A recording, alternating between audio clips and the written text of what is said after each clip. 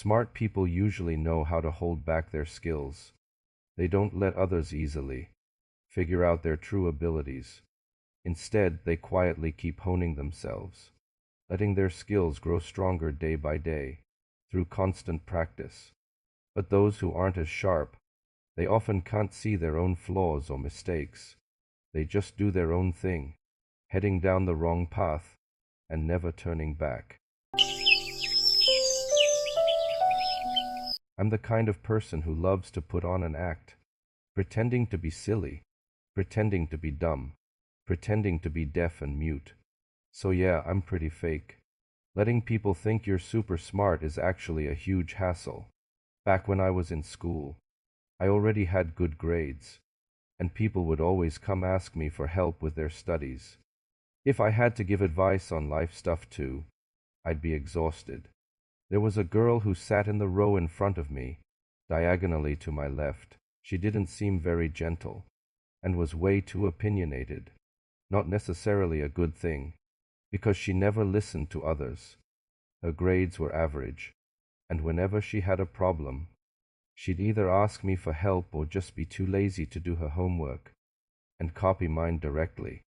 I knew this wasn't good in the long run, but I felt bad saying no to her face. So I started playing tricks on her, since she always talked loudly, announcing her opinions and demands. I decided to pretend to be deaf. When she talked to me, I'd act like I couldn't hear, say ha, and cup a hand to my ear like I was straining to listen. I could hear every word she said. My hearing's totally fine.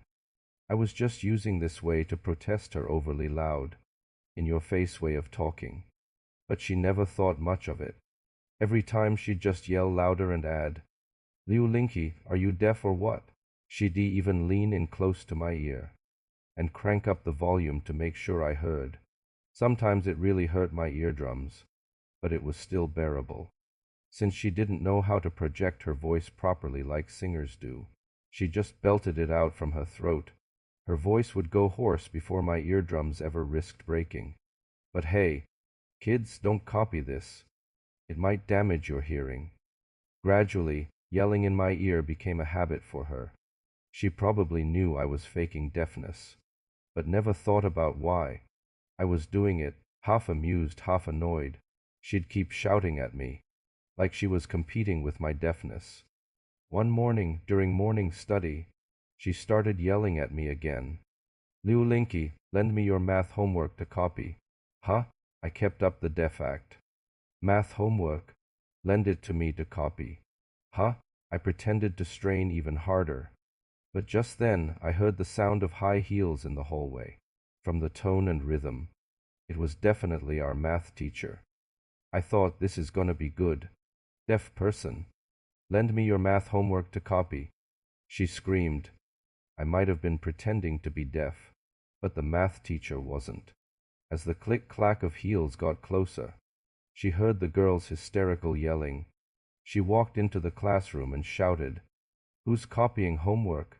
Come to my office after class." Then she stared right at her before turning around and leaving. I couldn't help but snicker, feeling a little smug. After the teacher left, my classmates started hitting me hard, saying, "It's all your fault, you deaf person. Stupid Deefy."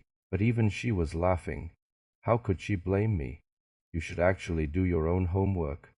Even if you didn't, you shouldn't be so bold and loud when copying. You didn't even hear the teacher coming. Seriously, who's the real deaf one here?